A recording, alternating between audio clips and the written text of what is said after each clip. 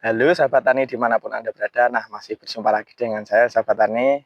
Nah, sebelum ke pembahasan sahabat tani, jangan lupa sahabat tani di seluruh Indonesia dimanapun Anda berada, jangan lupa komen, like, dan subscribe agar saya bersemangat dalam membuat konten seputar dunia pertanian. Nah, sahabat tani yang menyimak video ini biar bisa mengambil segi positifnya atau pelajaran, ya. Simak terus sampai selesai biar sahabat tani tidak gagal paham atau gagal penafsiran. Oke, langsung saja ke pembahasan ya sahabat tani. Di daerah saya sahabat tani khususnya atau pada umumnya pada musim tanam pertama sahabat tani, penyebarannya itu ada dua versi. Yang pertama sistem sebar menggunakan air, dan yang kedua sistem sawur tidak menggunakan air sahabat tani. Nah, langsung saja yang pertama sistem sebar dengan menggunakan air sahabat tani. Saya sarankan untuk sahabat petani di seluruh Indonesia ini tidak menggurui ya sahabat tani. Untuk sahabat tani yang sudah senior ini sebagai apa ya namanya? Sebagai bahan pertimbangan saja. Mungkin ada hal yang segi positifnya boleh diambil sahabat tani. Nah, bagi sahabat tani pemula ya, ini perlu diingat atau disimak sampai selesai sahabat tani. Nah, langsung saja sistem sebar dengan menggunakan air sahabat tani. Sebelum kita menyiapkan bibit, alangkah baiknya kita menyiapkan lahannya atau tempat persemaiannya sahabat tani. Ya, itu pasti. Itu bagi sahabat tani atau petani pemula. Petani senior juga boleh. Nah, untuk di belakang saya sahabat tani, ini sahabat tani ya, ini penyebaran dengan menggunakan air atau sistem sebar sahabat tani. Nah, ini ya sama tadi malam kurang lebih ini sudah 3 malam 2 hari, ini 3 malam ya, 3 malam 2 hari. Nah ya, yang sudah saya sebar itu kemarin tanggal 5 November sahabat tani. Nah, sekarang tanggal 6 November. Nah, caranya bagaimana? Nah, kalau di saya siapkan bibit padi ya, siapkan bibit padi yang akan kita sebar sesuai dengan luas lahan sahabat tani.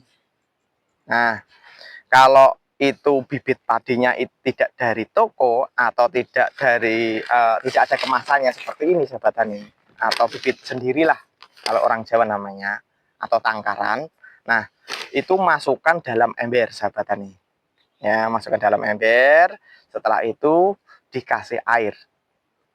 Embernya ember yang besar ya, yang bulat itu ya sahabat tani. Nah, langsung dikasihkan air. Nah, tentunya di situ ada biji padi yang akan melayang atau di atas air sahabat tani. Nah, itu tandanya bibit padi itu kopong atau tidak bernas atau tidak berisi.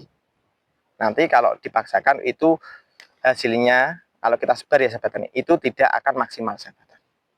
Nah, setelah kita airi ya, kita ambil yang kopong tadi, boleh menggunakan alat, boleh menggunakan tangan. Nah, itu dibiarkan kurang lebih semalaman sahabat tani. Biar apa? Biar airnya tadi benar-benar maksimal membasahi bibit padi tadi. Nah, paginya sahabat tani ditiriskan atau dipisahkan dari air. Bibit padi tadi dipisahkan dengan airnya, karena sudah semalam pastinya itu pembahasan itu sudah maksimal. Nah, setelah itu setelah ditiriskan sahabat tani ya, dimasukkan dalam karung. Setelah itu diikat. Nah, setelah diikat dijemur sebentar sampai kurang lebih pukul 10 maksimal, pukul 10. Nah, pukul 10 itu sudah maksimal sahabat tani. Kenapa seperti itu? Itu panasnya itu tidak menyengat. Kalau nanti dibiarkan sampai sore, otomatis di dalam karung tadi yang atas itu pastinya akan kering. Nah, makanya itu tidak boleh berlama-lama. Boleh beberapa jam saja. Misalkan subuh kita tiriskan, nanti jam 9 atau jam 10 maksimal ya sahabat tani. Kita kasih ke tempat yang teduh atau kita pindah ke tempat yang teduh sahabat tani. Nah, setelah itu sekiranya itu lembab ya, dibiarkan masih diikat ya. Nanti sorenya sahabat tani guyurlah dengan air hangat. Kurang lebih jam berapa? Ya bisa jam 5, biasa jam 4. Nah, sahabat tani boleh menggunakan Gibro 10 SP. Gunanya untuk apa, sahabat tani? Gunanya untuk mempercepat tunas, tumbuhnya tunas, sahabat tani. Mungkin sahabat tani ada yang pernah melakukan, ada yang belum. Nah, ini yang belum melakukan. Ya, Gibro seperti ini ya. Nah, kalau ini kan Gibro panen. Jangan menggunakan Gibro panen ya, sahabat tani. Gunakanlah Gibro 10 SP. Kalau ini ada tandanya 20 SP, sahabat tani. Nah, ya ini tandanya 20 SP. Gunakanlah Gibro 10 SP. Nah, satu saset ini dikasih air berapa liter kurang lebih ya, sahabat tani, itu maksimal 15 liter, 20 liter juga boleh. Nah, dalam pengguyuran, sahabat tani, pengguyuran air ke bibit padi tadi, alangkah baiknya di bawahnya itu ada tempat untuk menampung airnya tadi. Gunanya apa? Nanti bisa diguyurkan lagi suatu saat kalau dibutuhkan. Kalau tidak ya tidak usah. Nah, kalau tadi menggunakan Gibro panen, sahabat tani, ini ada bumbu dapur yang hampir sama dengan Gibro 10 SP, sahabat tani, yaitu apa? Yaitu bawang merah, sahabat tani. Nah, banyaknya berapa biji atau berapa siung, sahabat tani? Kurang lebih ya, sahabat tani, itu 5 siung saja, diiris tipis terus dicacah. Nah, perlu diingat, sahabat tani. Nah, ini pembuatannya ya kurang lebih 2 hari atau 3 hari sebelum dilakukan penyiraman ke bibit padi tadi. Nah, misalkan kita 5 hari atau 10 hari boleh, sahabat tani. Nah, masukkan dalam botol seperti ini, nanti dikasih air ya, dibiarkan kurang lebih 10 hari, 5 hari boleh. Maksimal berapa? Saya sarankan kurang lebih itu antara 1 bulan. Ini sudah pernah saya coba untuk semprot ke tanaman padi atau tanaman jagung. Hampir sama, dia juga mempercepat pertumbuhan, sahabat tani. Nah, tapi tidak boleh banyak-banyak. Nanti kalau banyak-banyak ya, bibit padi yang kita semprot dengan bawang merah tadi itu akan seperti ilalang atau alang-alang, orang Jawa namanya. Seperti itu. Nah, pembahasan lagi ya, sahabat tani.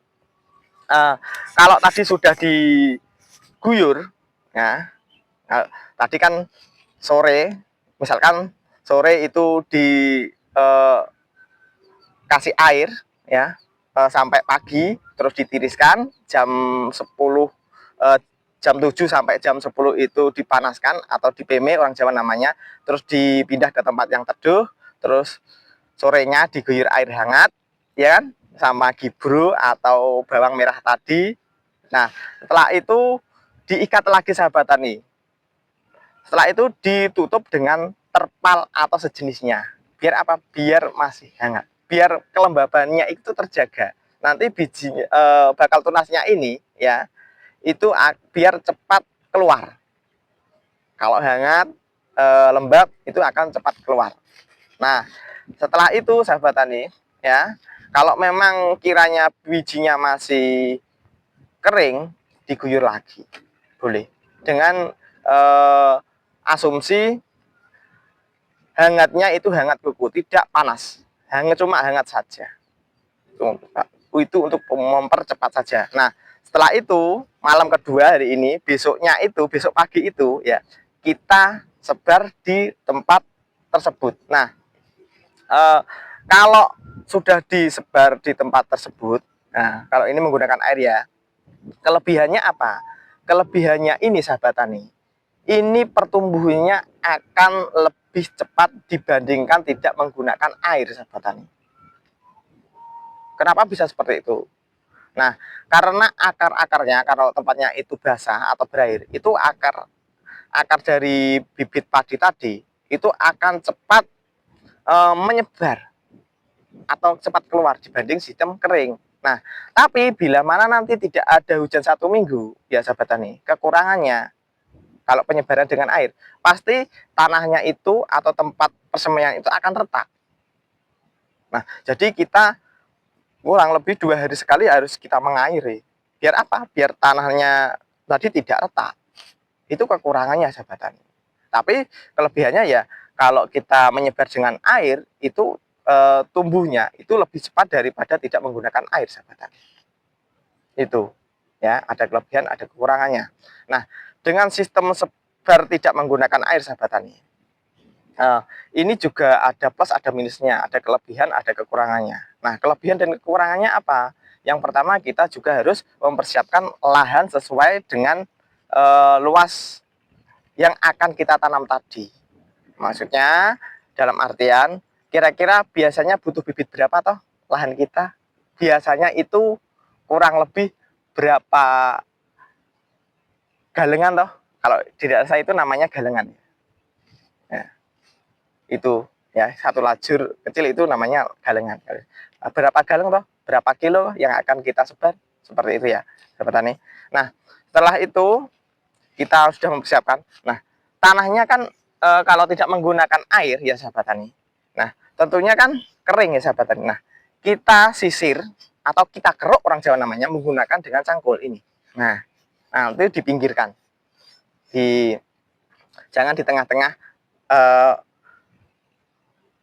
yang akan kita sebar, tempat yang akan kita sebar, dipinggirkan. Nah, setelah itu bibitnya dalam keadaan kering itu sahabat tani, ya dalam keadaan kering itu kita sebar.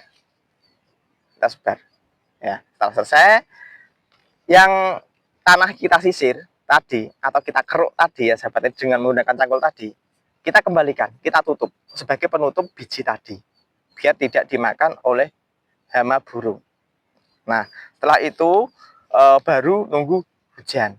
Nah, dia nanti akan tumbuh. Nah, di sini bila ada hujan lebat, terus tidak ada hujan misalkan 4 hari atau 1 minggu, ini tanahnya ini ya, tanah di persemaian ini tidak akan retak. Karena apa? Dia tidak menggunakan air. Beda sama dengan sistem sebar menggunakan air, sahabat tani. Itu. Nah, di sini lagi, misalkan tidak hujan ya sahabat tani, biji itu masih tetap di situ, stay di situ, tidak ada pergerakan. Nanti kalau ada hujan dia baru ada pergerakan pertumbuhan. Seperti itu sahabat tani. Nah, di sini ya sahabat tani, yang tidak menggunakan air, biasanya pertumbuhannya akan lebih lama dibanding menggunakan air. Ya, sistem sebar sawur namanya kalau di daerah saya itu akan lebih lama pertumbuhannya nih. Meskipun sama-sama harinya ya, dengan menggunakan air dan tidak menggunakan air ya, yang menggunakan air ini akan lebih cepat tumbuhnya. Kenapa seperti itu? Kenapa bisa seperti itu? Karena apa? Akar ini bisa apa namanya? Menyebar ya. Karena apa? Tanahnya ini lembek. Berbeda dengan sistem sebar tidak menggunakan air ini, sahabat tani. Ya, biasanya ini untuk antisipasi jika hujannya itu jarang. Yang sistem sebar tidak menggunakan air itu untuk antisipasi yang